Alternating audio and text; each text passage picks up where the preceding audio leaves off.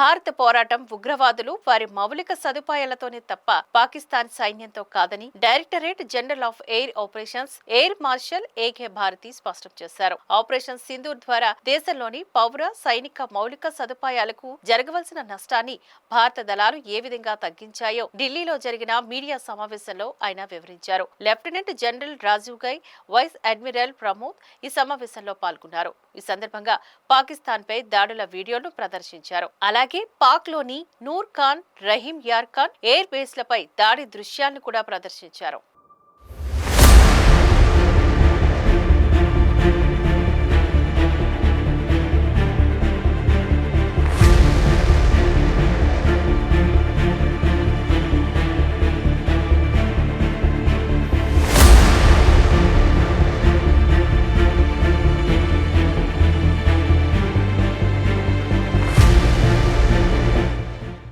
పాకిస్తాన్ సేనలు ఉగ్రవాదులకు మద్దతుగా నిలిచి పోరాడడం దురదృష్టకరమని భారతి వ్యాఖ్యానించారు. ఈ పోరాటాన్ని తమ పోరాటంగా మలుచుకున్నాయని, దీంతో భారత సైన్యం ధీటుగా స్పందించిందని చెప్పారు. పాకిస్తాన్ సైన్యానికి ఏదైనా నష్టం వాటిల్లి ఉంటే దానికి వారే బాధ్యులని స్పష్టం చేశారు. పాకిస్తాన్ దాడుల సమయంలో భారత గగనతల రక్షణ వ్యవస్థలు శత్రు దుర్భేద్యంగా నిలిచాయని, పాక్ ఆటలు సాగనివ్వలేదని చెప్పారు.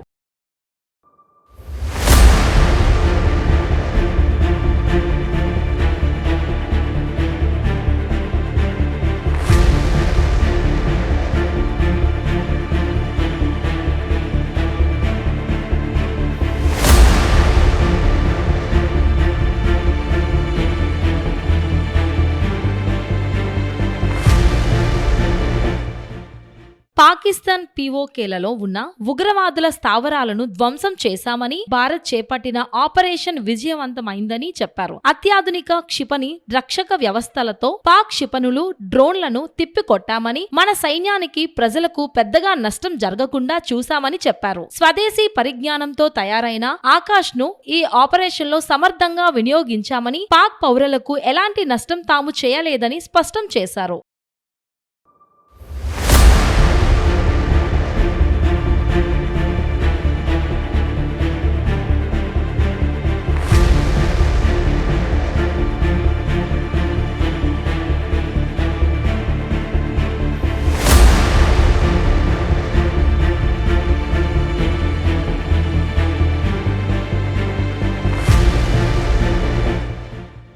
అదే సమయంలో పాకిస్తాన్ వైపు నుంచి దాడులను సమర్థంగా తిప్పికొట్టామన్నారు. చైనా తయారు చేసిన PL-15 క్షిపణిని, పాకిస్తాన్ కు చెందిన అనేక డ్రోన్లు, మిసైళ్లను కూడా కూల్చివేశామని తెలిపారు. భారత్ వైపు గగనతల దాడులను తక్షణమే పసిగట్టి నిలువరించామని తెలిపారు. ఎయిర్ క్రాఫ్ట్ కెరియర్లు, రాడార్లు ఉపయోగించామని, అలాగే ఫ్లీట్ ఎయిర్ డిఫెన్స్ ను సమర్థంగా వినియోగించామని చెప్పారు. డ్రోన్లు, హైస్పీడ్ మిసైళ్లను వినియోగించినట్లు వెల్లడించారు. నౌకాదళ అడ్వాన్స్ రాడర్ల ద్వారా పాక్ డ్రోన్లను గుర్తించగలిగినట్లు వివరించారు. ఆకాష్ వ్యవస్థ వంటి స్వదేశీ వైమానిక రక్షణ వ్యవస్థల పనితీరు అద్భుతంగా ఉందని ఆయన తెలిపారు.